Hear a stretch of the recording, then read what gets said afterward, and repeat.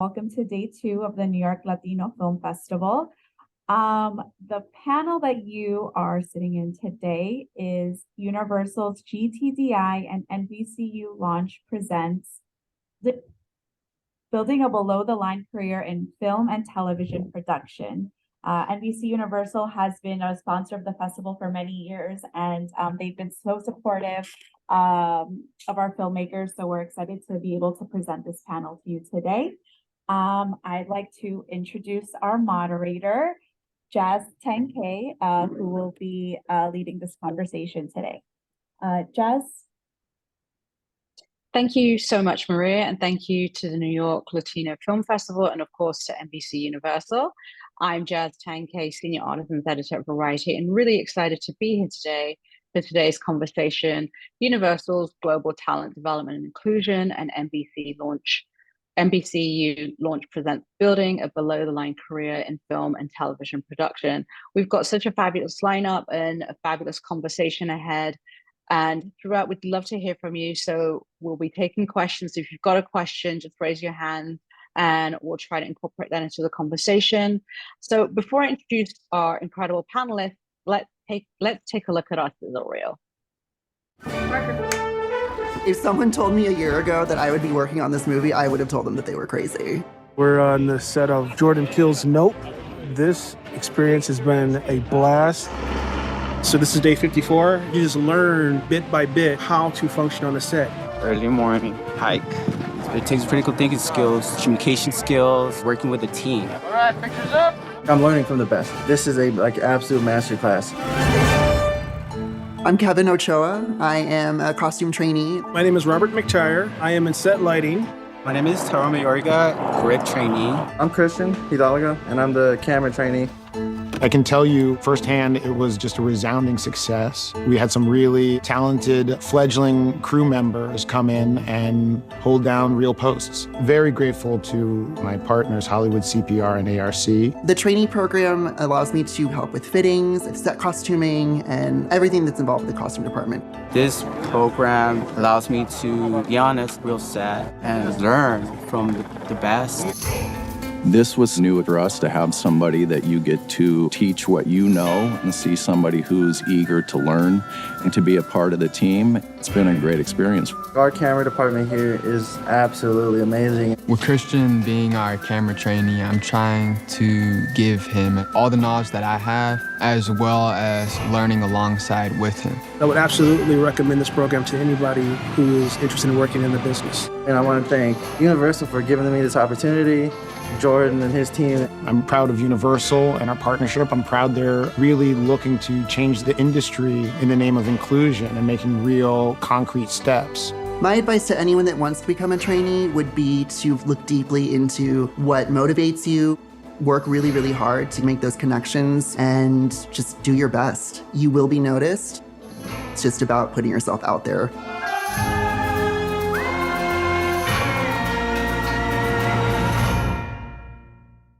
Okay, that's amazing. Now let's take a look at the various launch programs. Your path to a successful career starts here with us. Our talent development programs have created opportunities across a variety of entertainment networks. We are building a path of empowerment where you can see yourself and be yourself, and that's with NBC Universal Launch. NBCU Launch is a comprehensive approach to creating initiatives and programs that provide access and opportunity for those who haven't gotten in the conventional way, especially underrepresented communities, including those with disabilities. Through this program, the biggest thing about it is they support you to be yourself. Action! That's the driving force of this program. I mean, it's a program for diverse voices. It's life-changing. I started out in the NBC TV Writers program. A lot of us are at the executive producer level now, and I'm so thankful to them. The next generation of content creators should absolutely choose NBCU Launch to catapult their career. The time is now. You're ready. Take your career to new heights with NBC Universal Launch. So now we're going to hear more about NBCU launch and the development and inclusion program. So without further ado, let me introduce our incredible panelists. With us today, we have Josh Lau-Longi, who is Director of Production at Universal Content Productions, which is a division of the Universal Studio Group. we have Senior Vice President of Physical Production, James Lynn.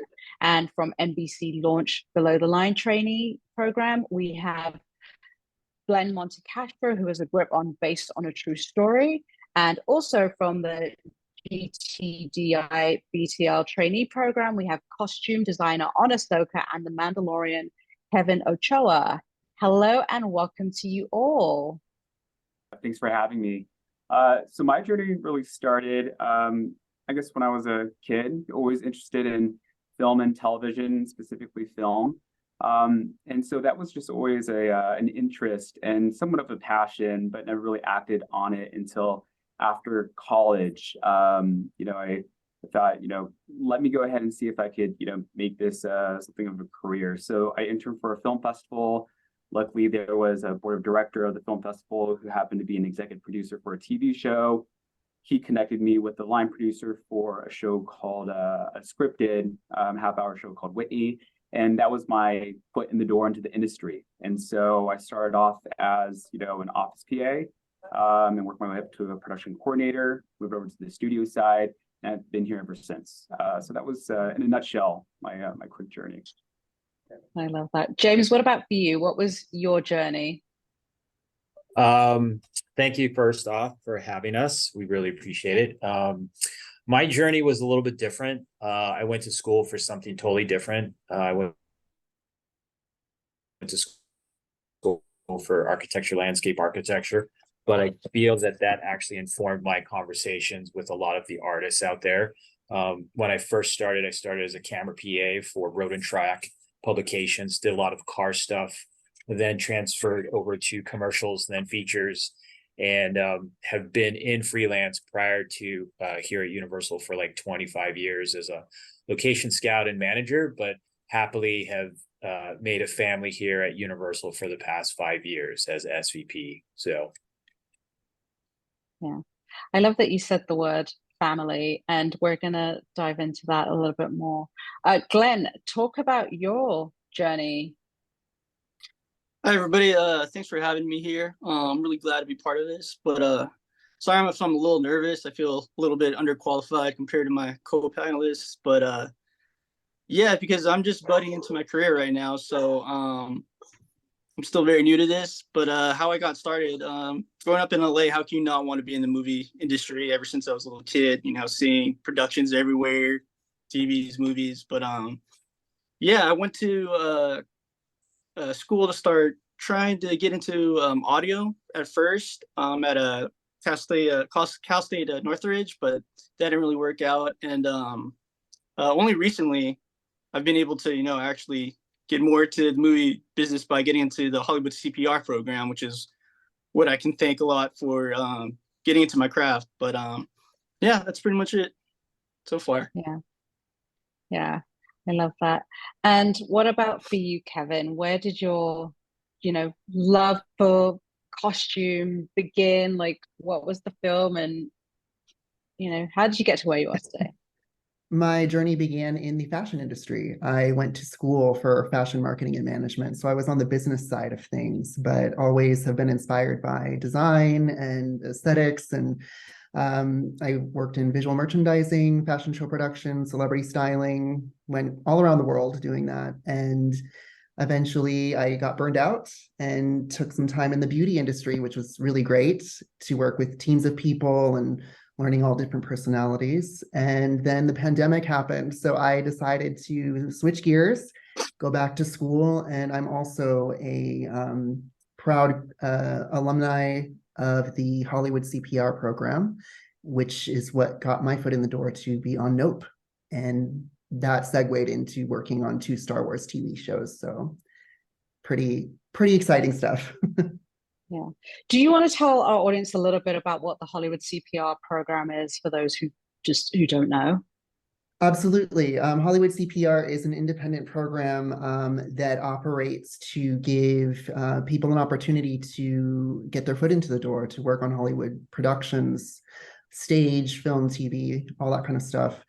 And I actually went to attended classes on Zoom during the pandemic for West LA College. It's just a community college in Los Angeles that has a partnership with Hollywood CPR.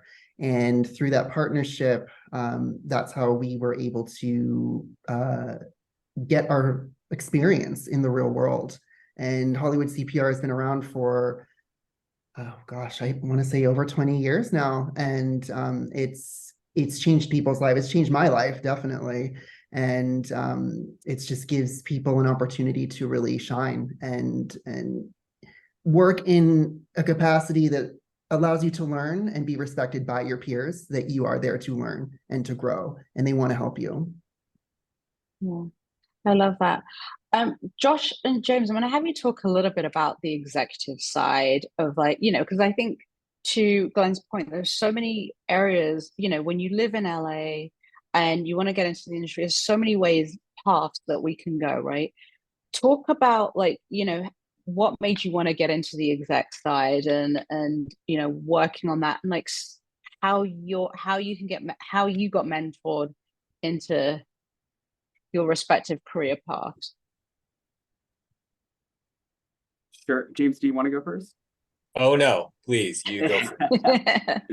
All right. To be honest, when I was working on the freelance side, I didn't know too much about the studio side, but after working on the freelance production side and scripted television productions for about 5 years, it's a gig to gig, type of work.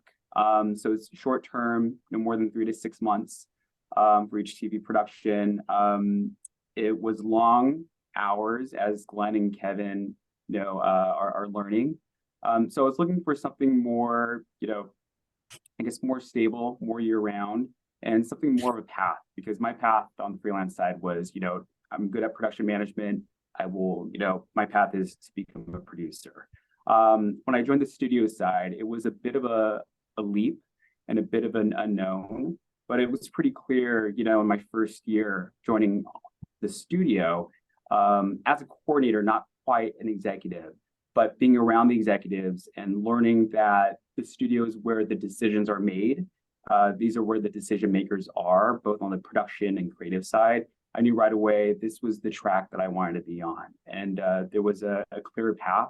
And so I've been here for about 7 years. And, in the executive role, again, it's, these are where the decisions are made. This is where a lot of the figuring out all the challenges. So yeah, that's what enticed me to stay here on the studio side. Yeah. James? For me, in terms of actually being here as an executive, it took a long process from my present boss, the president of physical production, who kind of like enticed me over the past 15, 18 years, where I always worked in freelance thinking that that was the best life. And I take nothing away from that, because it helped form me as the person, and now the polished tool within the executive physical production toolbox to kind of better go at and better solve a lot of the problems. Some of the challenges, which I think, once again, if you're freelance like Kevin and Glenn, I think it's definitely more tailored, as is Josh, for a younger generation. I'll just say I am in my 50s, but when I first started in freelance, I was 18, and I did that for 25 plus years. It's one of the most enjoyable things about being in film is that being part of a film production, you get to literally travel the world. I mean, as you can see, this jacket I'm wearing, I worked on Fast 5 as a location manager. I was able to travel to Rio de Janeiro, to Puerto Rico, to Nicaragua, all around the world, just trying to convey what, as Josh describes, us problem solvers in the executive field, trying to make sure that the creative side balances with the production side so that we could put the best content on film. So as you gradually go through the motions and you learn the things that you love and maybe don't love so much, as in, the 12 to 14 hours in freelance, and then realize when you have a family, you have mortgage, you have kids, you then start to realize maybe a more concise, regimented workday is actually better. And that has led me here now for the past five and a half years at Universal. So I think it's a great environment. I think it definitely nourishes a great family environment as well, because we do try to plan for family vacations. But as you evolve, I think you as freelancers, up and comers of the next generation of filmmakers, I think you're really going to be able to forge your own course. So yeah, I love that. And, you know, NBC Universal is one of the few places that actually, you know, puts their money where their mouth is. You know, we see the action, we see these incredible developmental opportunities, you know, and programs. And Glenn, you know, talk about what the trainee program has kind of offered you and what you've learned, you know, in this very young career of yours that has so, you know, to James's point, you know, there's such a long way to go, but talk about how you've been finding it, what you've learned from it, for being a part of it.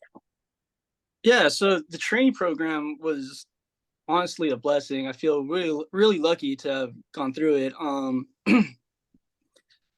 Yeah, basically Hollywood CPR got me in touch with NBC to get this traineeship, and I was able to learn so much through this traineeship. I learned so much about gripping and how set works, and it was just a real dive-in process. I'm sure Kevin can also give a lot of insight into that too, because we, you know, both went through the same program. But I'll lead it off to Kevin.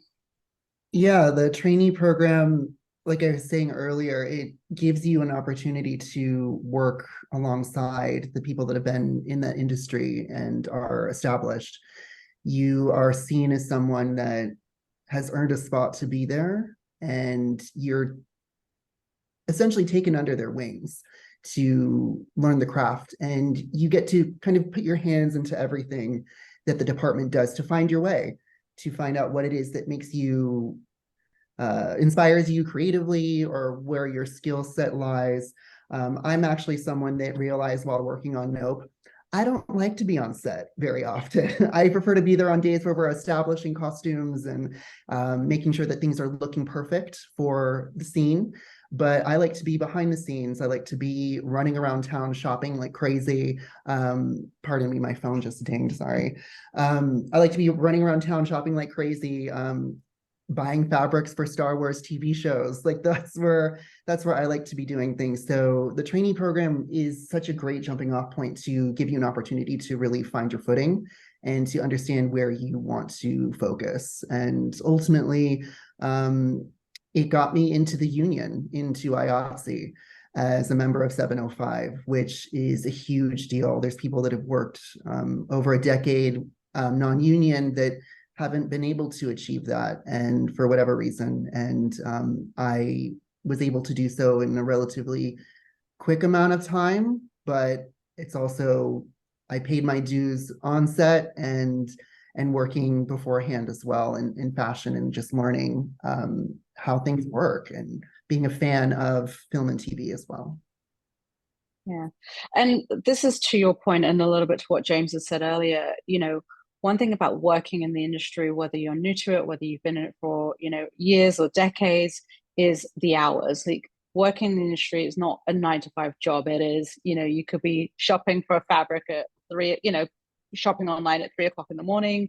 You could be on set at 2 o'clock in the morning. Like, how do you all strike that balance between that healthy, you know, not working super long hours and, you know, or balancing work and life in this demanding industry? And how does the, I guess, and, you know, within the Universal world, like how does that get, you know, reinforced?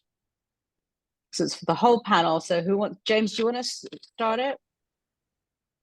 Sure. I mean, some of the main points that everybody on this panel pointed out is that, you know, we've all come through freelance.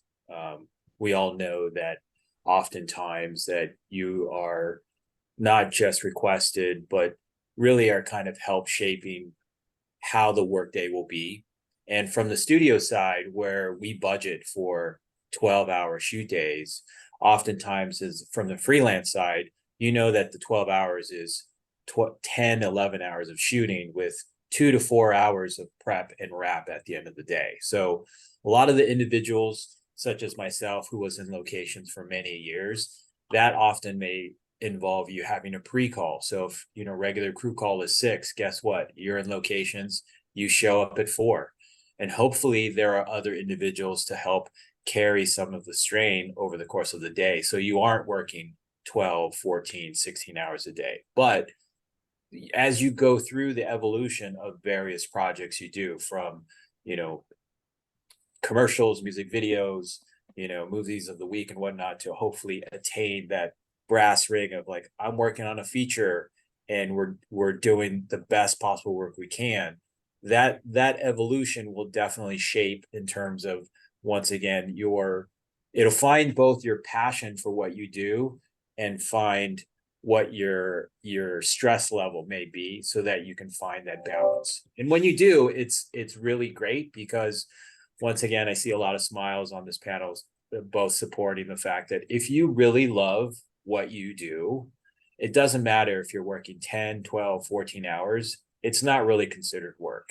And fortunately, I've found that in my past life, where, I said I would only do it for 5 years, and 25 years later, finally my son, who's now 18, said, "Hey Dad, it'd be great if you stayed home a little bit more." So that has been kind of my evolution, where, once again, I think being part of Universal, the family, being part of GTDI, has been really helpful in helping the others, as Josh had said, to kind of nurture them, pay it forward, if you will, so that there are others who may have not had as many opportunities, but now we want to kind of weed out the noise and push them forward. So.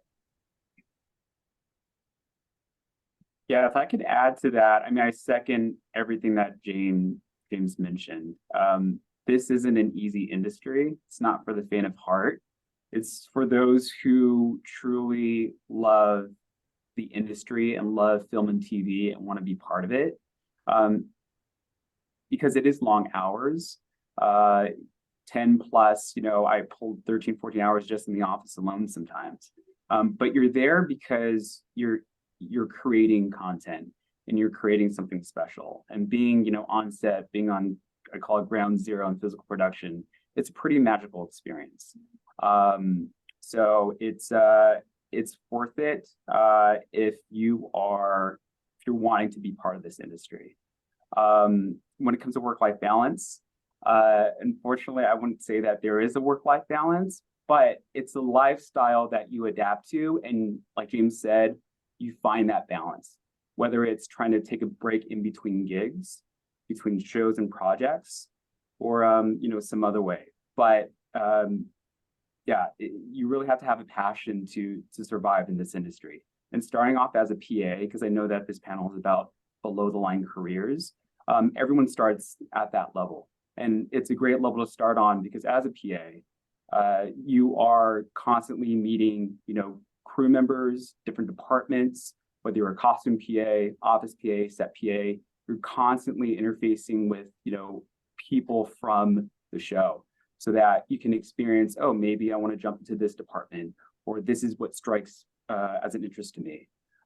So that's what I would say about being in the below the line, that it's so important to gain that experience, because also seconding what James had said, moving over to the studio executive side, having that below the line experience has informed me so much of what I do over here.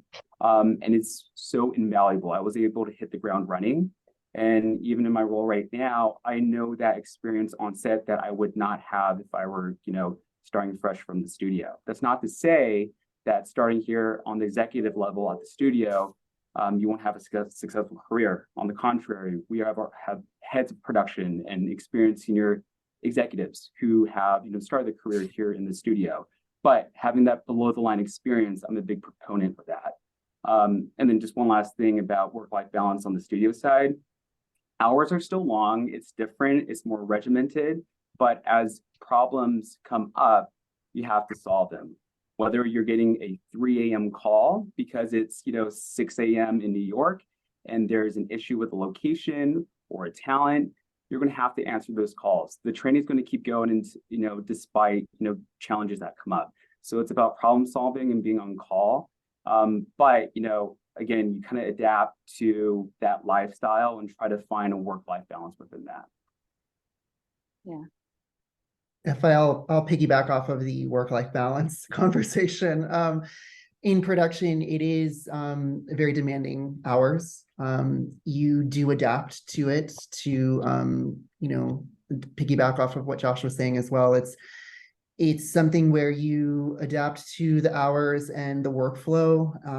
There's always something happening no matter what. And your passion is really what fuels you. I was just asking myself the other day, like, how did we survive those seasons? How did we do that? And we're running on adrenaline most of the time, but there's a passion that we all have collectively to create this thing that we're wanting to have people enjoy, essentially, at the end of the day. And we're contributing to it in terms of art and culture and what people are craving for content. So knowing that you're part of something that's bigger than you, it kind of influences that a bit. And I think everyone has their own point of view about work-life balance and what that actually means.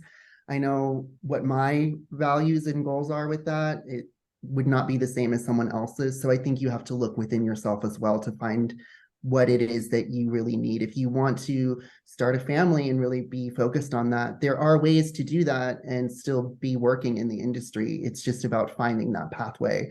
In the costume department, for example, there were people that used to work on set for the first 10 years of their careers. And then they decided eventually, I want to switch gears. I want to slow down maybe a little bit and work behind the scenes in the offices. And it gave them the ability to have a work-life balance, to start a family and be able to pursue those goals in their personal lives as well. So I think, again, it's a matter of deciding what it is that you want to focus on and what you want out of life. And I think that taking breaks in between projects is very important. If you have that ability to do so.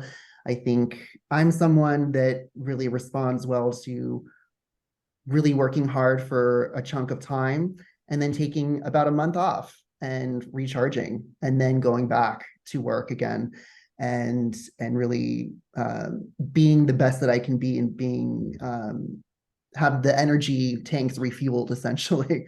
It is a demanding industry. It does take, it's not for everyone. It takes a certain type of person, but there is a space for everyone that wants to be there if they're willing to work really hard and have the passion to do it. I love that. I want to jump onto something that Josh had said too, is like the importance of networking. When you are breaking into the industry, one thing you have to do is network. So whether you're on a set, working with department heads, like Glenn, I'd love to hear from you, talk a little bit about your experience of, working it on a TV show or a movie, and like the importance of networking and building up your database, your database of contacts, and how, that has helped you on your career path. Right, yeah. So to echo what everybody's saying, it's a long day, it's a long process on sets. So you have all day to, network, just get your contacts up. There's lots of people working on sets, so lots of people to make friends with. Yeah, that's the best place to be networking, right there on set. Yeah. Kevin, what about you? Talk about your networking experience. Networking is something that didn't come naturally to me at the very beginning. It's just not something that I've ever excelled at. But being in the industry and working as a freelancer, it's vital to your survival. And I'm the first person to say this year, especially, I'm sure people are aware of what's going on in the industry right now with the writers' strikes and the actors being on strike as well. It's changed the trajectory of what was expected to happen this year with the amount of projects available. So it was much more challenging for someone like me who was working with the same people for about a year, a time frame on Star Wars. very deep relationships, very strong relationships with these people, but we all worked on the same project, and they're going to different projects that they can find work. And other people are not finding work. So it's really important to continue reaching out, staying front of mind in people's minds, and asking people out for coffee. Just, hey, let's chat. Let's just catch up and see what's going on. And you're not begging people for work, but you're staying front of mind so that you can at least be fresh in their minds. Like, oh, I'm starting this project. I need to call Kevin.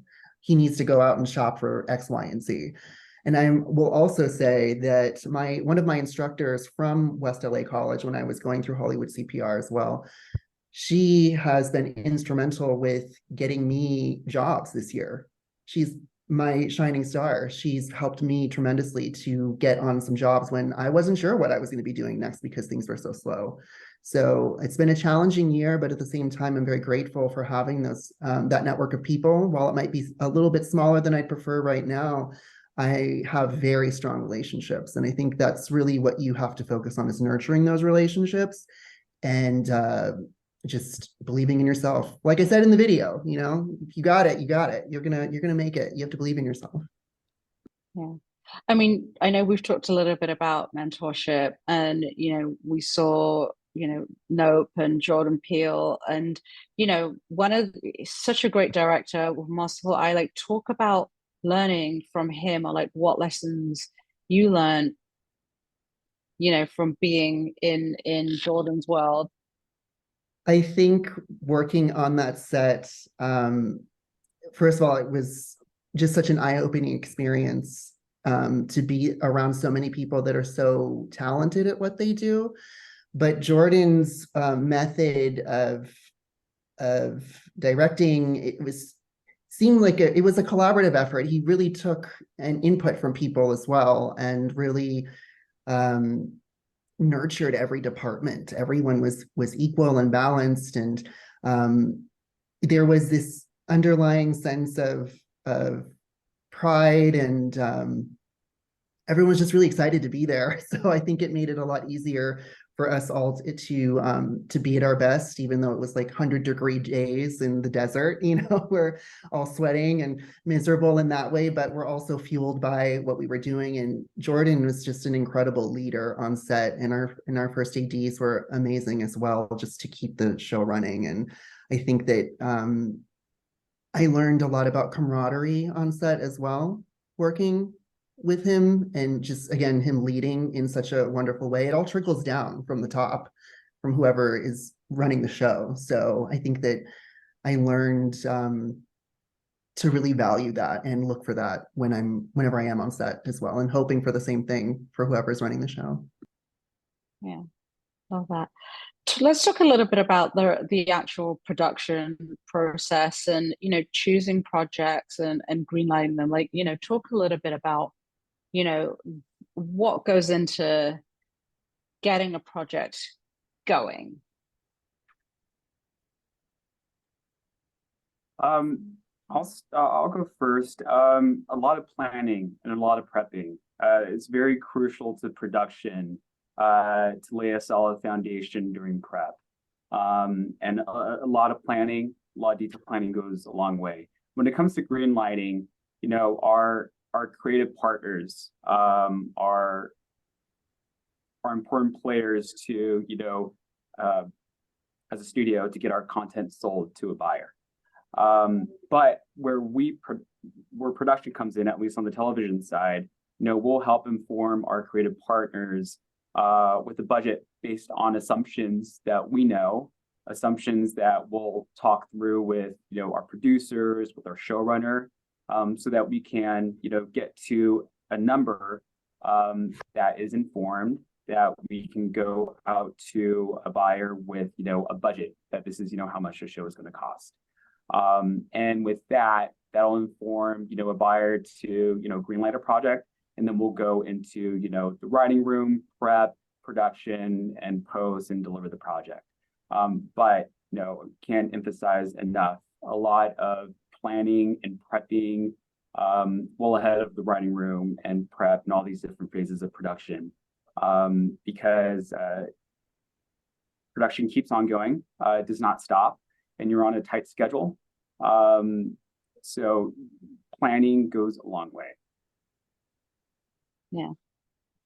James, you've got, over 3 decades of experience in the industry, was such an incredible, and I suggest, want everybody to go out and look at, see the work that, Josh and James have done. But, one aspect of having a long career is no. One thing we hear in this industry is no. Like, how do you deal with the no's that, I guess starting out, right? Like, how did you deal with that and overcome that and not let that kind of make those no's make you stronger, and not see it as a negative? What I might say is that ever since very young, when people would often say no, I would often say, so it sounds like a maybe. Is that correct? And that I've kind of tried to convey through all of my life, even through getting into college, when I would apply to colleges that I really loved and they said no. My mother always said, if you can't go through the front door, go through the back door. You can't go through the back door, climb up on the second floor, climb through the window. So there are always avenues, even when through adversity, people will say no, because look, historically, it's just easier for people to say no as opposed to say yes. So you should never let that be a determining factor to basically deter you from what you feel is your passion and your goal.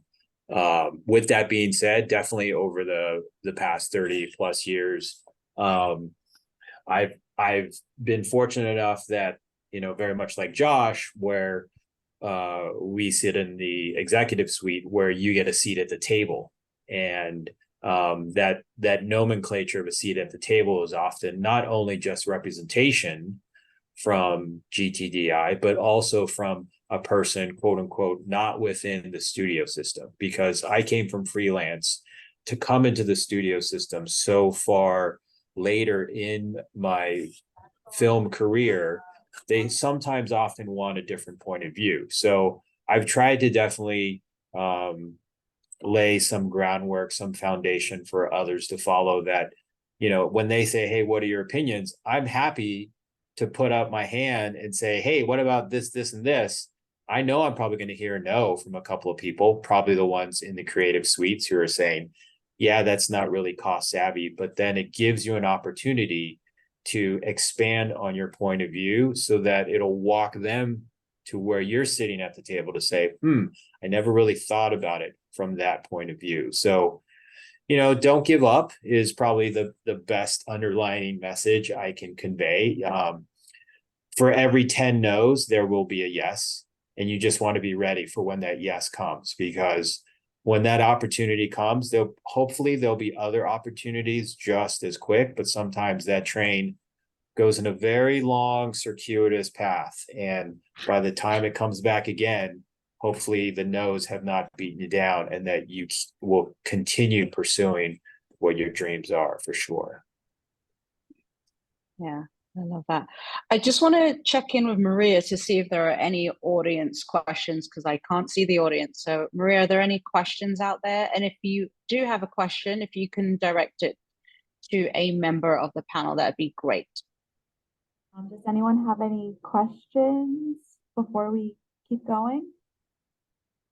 No. Yes. Give me one moment. Hello. My question is for everyone involved. Working in the studio system, what role do you see independent filmmaking playing on the larger film economy? And what role would you give to independent filmmakers trying to break into the studio system?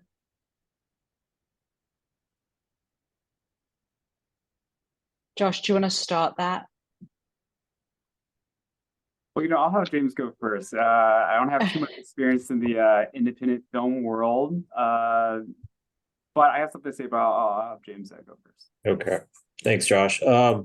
Yeah, in terms of independent filmmakers, from my point of view, just from the 5 years that I've been here, I have not seen as many independent filmmakers kind of come through the studio machine as I would hope for. there are definitely different arms within the universal NBCU Comcast machine that really nurtures more independent filmmakers. So for instance, at NBCU Comcast, we have Working Title. You may know them for doing like things like Downton Abbey. We also have Focus Features, which has done projects like Green Book that won an Academy Award, I think a couple years ago. So I can't speak to that, but I can speak once again from a corporate level. I would love to see more independent filmmakers come through the ranks. But you just need that one or two projects where other studios oftentimes are like, hey, we want to get, bottom of the line, base level director who we know comes from the independent film world, but sometimes they are given a project where you may never have had those tools of like a Chapman crane, a dolly track, or whatever, and you would figure it out on how to make your film. But I would say that there is definitely a future for more independent filmmakers within some of the major studios. Just it would probably be under their smaller theatrical and or video on demand division. So. Yeah, and just to add to that, it's I have seen projects where they give opportunities to independent filmmakers, directors, writers onto some of our larger premium shows. But it's usually backed up with experience. So it's not like, one or two credits in the independent world, but have a lot of experience with short films or other independent work to really back up, their experience that'll, meet the needs of a larger production. So it's not impossible. And we have seen it go through, and I would like to see it, go through more often. But usually it's having, a lot more experience to say, you can take on this larger project. Same thing with our producers. We have producers, at least one that I know of, that have, crossed over to become a production executive as an independent, smaller producer, and we give them a chance. And I think another avenue, which James mentioned, is through our DEI programs.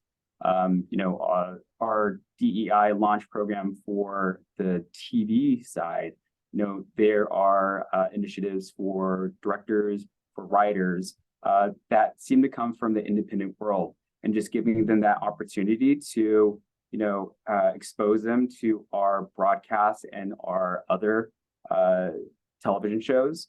That's another great way to usher in independent filmmakers into, some of our larger shows. Yeah. Maria, is there another audience question out there? I actually have a question. Josh, you just mentioned the DEI programs that NBCU offers. Would you happen to know if one of our filmmakers wants to learn more about these pipeline programs, where can they do so? I believe so. I believe we have a couple of the team from the DEI initiatives who can speak better to it. Maybe Michael or Johnny, if she's on here. I have the website actually. It's universalgtdi.com. That's where they can go to.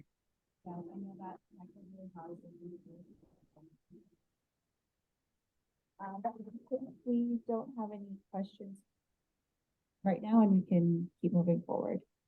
Okay, perfect. So to that,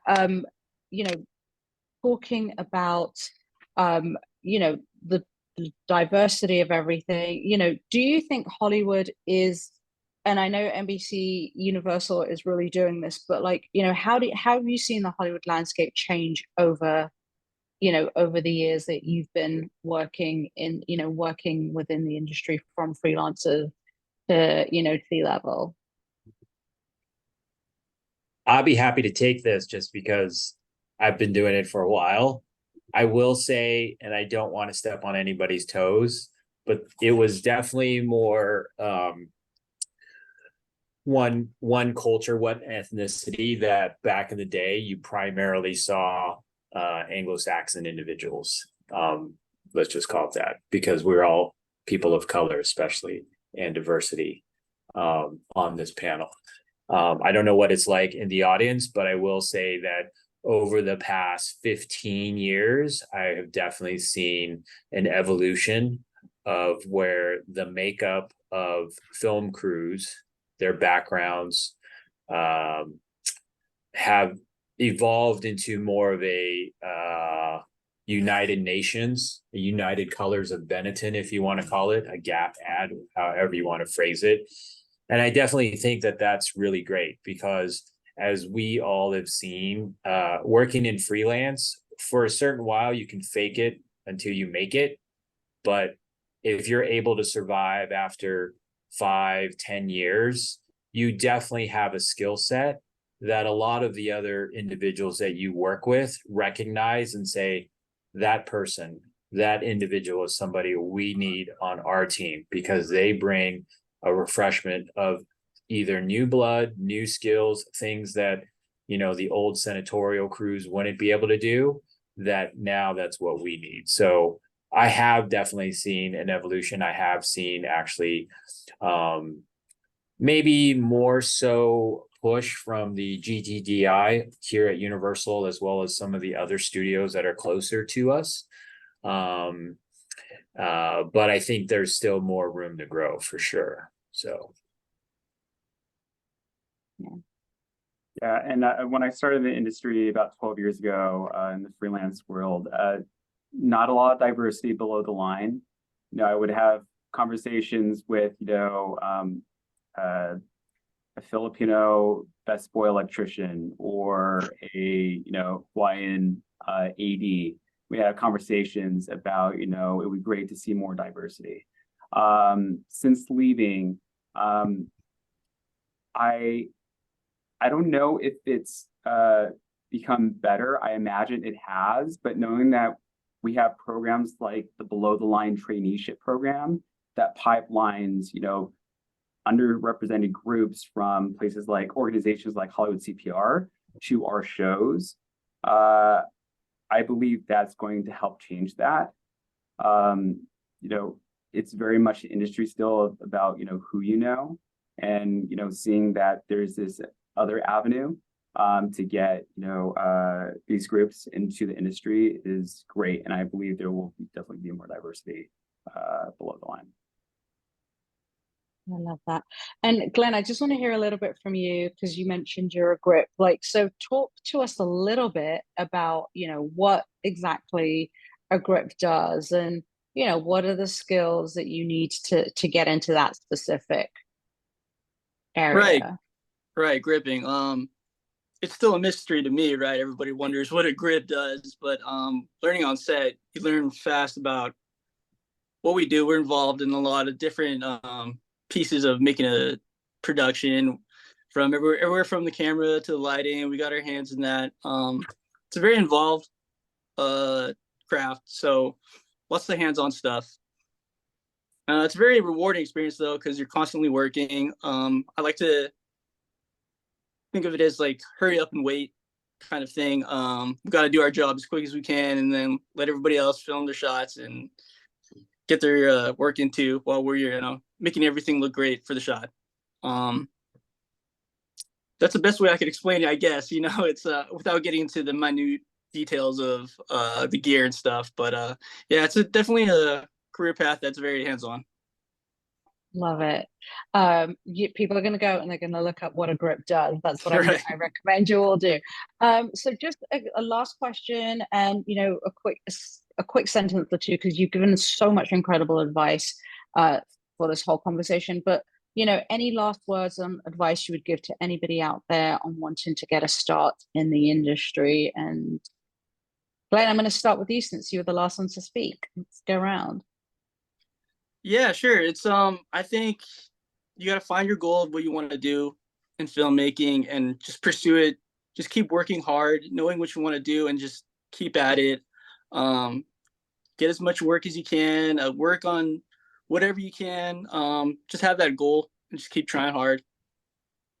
Incredible. Kevin? I think the best advice I can give is to stay true to who you are as a person and to really follow your own passions. And ultimately, it's going to lead you down the right path. I also think greeting everyone on set that you can and being polite goes a very long way. And people remember that. And I also think that it's important to take really good care of yourself personally, mentally, and physically when you're working. That is the most important thing you can do when you are working such crazy hours, and to be ready to go into that type of mode. Just follow your passions and know what it is that fuels you and what you love to do. You're gonna find your way there. There's no doubt about it. Love that. Josh? I have a few, but I'll be really quick about it. First off, put in the work. There's going to be a ton of work to put in. So be prepared to, put in the work and put your nose to the grindstone and get it done. Two, network. I know it's, been said by everyone on here, but the importance of networking is so crucial. Doesn't mean that you have to grab coffees or set up informationals with people, but if you're on set, stay curious, talk to a grip, talk to an electrician, talk to the costume department, have little conversations and be curious about what they do. Find mentors. You can put in the work, but mentors are going to be the ones who guide you and will advocate on your behalf. I would not be where I am today if I did not have the people in my corner to champion the opportunities that I've been afforded, both on the freelance side and on the studio side. So important to have mentors to really, guide you through your career. And then be kind. As big as this industry might seem, once you're in, it will seem very small. You're going to be running into crew members that you have worked on, a show, 2 projects or 2 years from, when you last saw them. Kindness will go a long way. And, the kindness that you show to others, when you see them again, it'll be reciprocated back. It's a very high intensity, just very wild industry, and it's very easy to get stressed out. But the kindness and the compassion that you show to others in those times of stress, helps, and it will go a long way, and people will remember you, especially as you start running into them for next opportunities, and that will butt into other opportunities. So definitely be kind. All right, James, take it home. Take it home. So the best thing I can say is whatever you do, be the best that you can be at that job. So, we all know that there's various jobs on a movie set. You could do craft service, you could do wardrobe, you can do a lot of things, but just be the best you can. And I guarantee you that there will be somebody that will notice. If you're the first one there, the last one to leave, there's going to be various people saying, what is with that person who is first one here, last one to leave? Are they trying to up me? And then it'll raise everybody else's game in terms of being able to tackle the problem. And lastly, I will kind of cite what everybody else has kind of touched upon. Be nice. Say hello to everybody when you're there in the morning, because I guarantee you, if you do somehow find your way up to a point where somebody's gonna you know what, we're gonna have to let you go, you don't have that time to say goodbye to everybody. So it's always best to just be nice to everybody that you can. I mean, look, you never know where your path may bring, but for those who know a little bit of story about Ed Burns used to be a PA on Entertainment Tonight, and now see where Ed Burns is. He became a director. He's very creative. He's been able to evolve through, working as a PA to saying, I have a script, I can deliver it. So every job has an opportunity as a stepping stone for something else that you want to do. So just keep that in mind and you guys will be great. So I love it. I just want to say thank you so much for that incredible conversation. Thank you, Josh, James, Glenn, and Kevin, for sharing your experience and your wisdom and your process with everybody here today. Thank you to the New York Latino Film Festival for hosting this conversation. And for everybody in the audience, I encourage you to check out the programs that were mentioned today on our networks and Peacock. And so to learn more about Universal's Global Talent Development and Inclusion Program and NBCU's launch team, please visit their respective websites. It's www.universalgtdi.com and www.nbcuniversallaunch.com, or join the social media community by following @Universal GTDI on Instagram, Facebook, and X, and NBCU Launch on Instagram. And thank you again so much for your time and for sending in your questions too. Thank you, everybody. Thank you so much for having us. Thanks, everyone. Thanks, Jazz. Take care. Thank you so much for having me here. Thank you.